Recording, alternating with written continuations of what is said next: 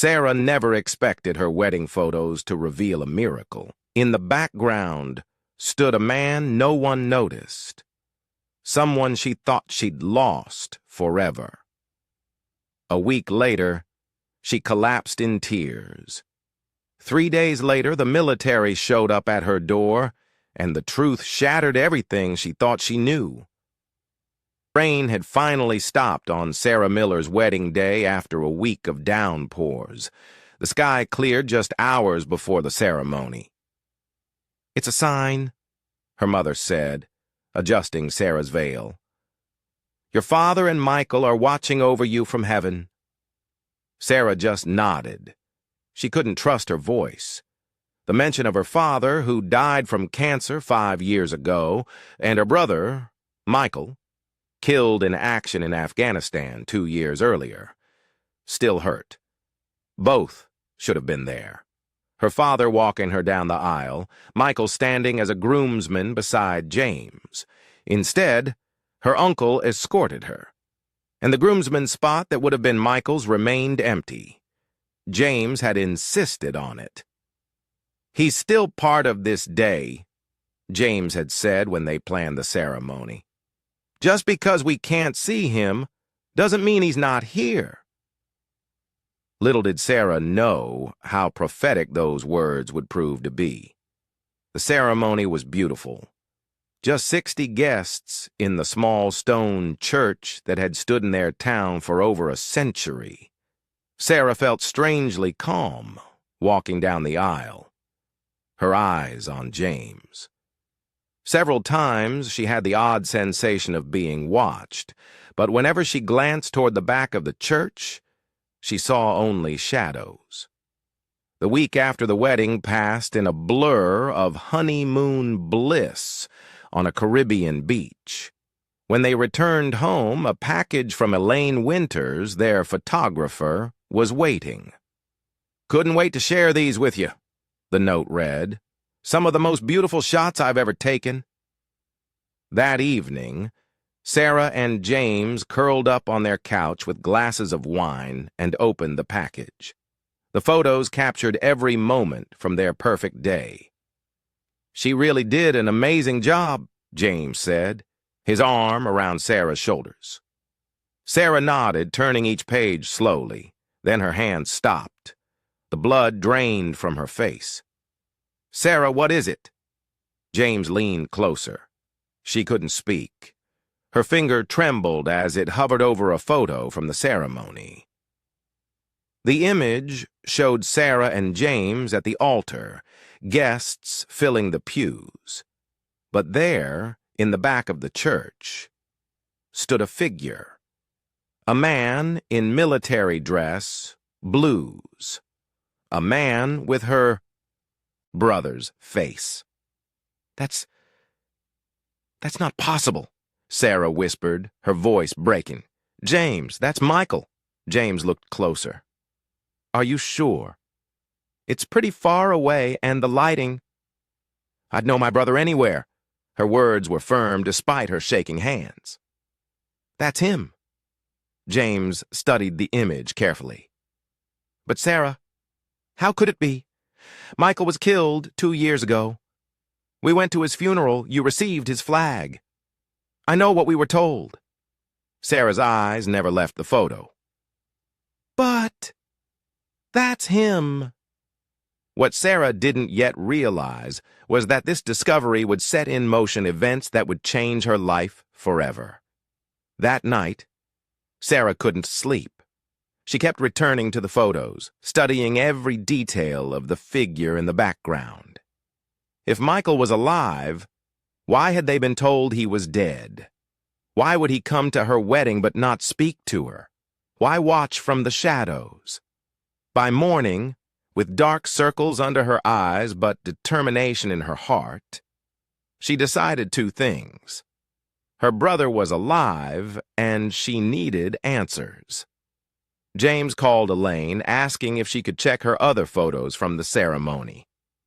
"I didn't notice anyone unusual when I was shooting," Elaine said. "But I focus on the couple, not background faces." An hour later, Elaine called back. Her voice sounded strange. "Sarah, there's definitely someone there in several shots, always at the back. I've sent the clearest image to your email." Sarah's hands shook as she opened the email. The new photo caught more light on the figure's face, and that's when she felt the room spin around her. "It's him," she whispered to James. "It's really him." The resemblance was undeniable now. Same eyes, same jaw, same way of standing. James squeezed her shoulder, no longer doubting. "We need to call someone. The military, maybe. And say, 'What? My brother, who's supposed to be dead, showed up at my wedding.'" Sarah shook her head. "We need more information first."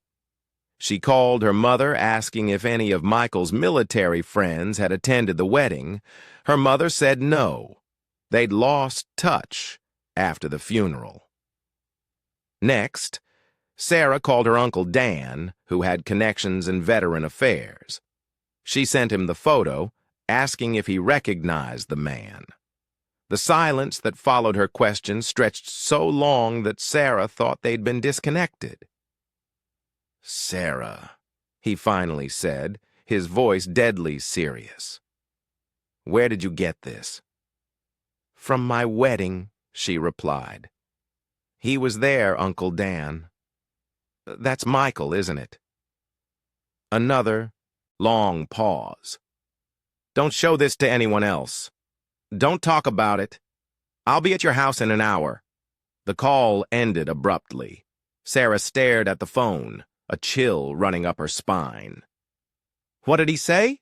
James asked. "He's coming over." Sarah looked up at her husband. Fear and hope battled in her expression. "James, I think something big is happening." The next hour was the longest of Sarah's life. She paced the living room, jumping at every car sound from the street. When the doorbell finally rang, she nearly tripped in her rush to answer it. But what she saw on her porch left her frozen in shock. Uncle Dan wasn't alone. 2 other men were with him. One in a dark suit that screamed government agent, the other in military uniform, with a colonel's insignia gleaming on his shoulders. "Mrs. Harris," the suited man said, extending his hand. "I'm Agent Thomas Keller with the Department of Defense. This is Colonel James Westfield. We need to speak with you about the photographs you've discovered." Sarah felt her heart hammering in her chest. "You know who that is in the photo?" she said. "It wasn't a question." Keller nodded, his expression unreadable. "May we sit down? What we're about to tell you is complicated." Once seated in the living room, Colonel Westfield took the lead. "Mrs. Harris, what I'm about to tell you is classified information. Until recently, it needed to remain that way for reasons of national security." Sarah leaned forward, barely breathing. "My brother's alive?" "Yes." That single word changed everything. Sarah felt the room tilt. "Captain Michael Miller did not die in the helicopter crash, reported 2 years ago." "You lied to us." Sarah's voice rose, grief turning to anger in an instant. "Do you have any idea what his death did to our family? My mother hasn't been the same since." Uncle Dan reached for her hand. "Sarah, please, listen. There's more to this story than you know." Colonel Westfield continued, his voice steady. "Captain Miller was recruited for a highly classified operation immediately following the crash. The mission required that everyone, including his family, believe he had perished. His skills made him the only candidate who could successfully infiltrate a terrorist cell targeting American interests. For 2 years. You let us think he was dead?" James asked, disbelief evident in his tone. "The operation was supposed to last 6 months," Keller explained, leaning forward. But complications arose. The network was larger than intelligence had indicated. Captain Miller's extraction was delayed multiple times as he gathered critical information. Information that saved thousands of lives, the colonel added quietly. Sarah struggled to process what she was hearing. So the funeral, the flag, necessary for maintaining his cover. Westfield said if there had been any indication his family knew he was alive, it would have compromised the operation and endangered not only his life but others as well. Sarah sat in stunned silence, trying to reconcile 2 years of grief with this impossible new reality. "Is he safe now?" she finally asked, her voice barely above a whisper. "Is that why you're telling us?" The two men exchanged glances, and something in that look made Sarah's heart beat faster. "Captain Miller completed his mission and was extracted 3 weeks ago," Westfield said. "He's been undergoing debriefing and psychological evaluation since then." Psychological evaluation, Sarah's concern was immediate.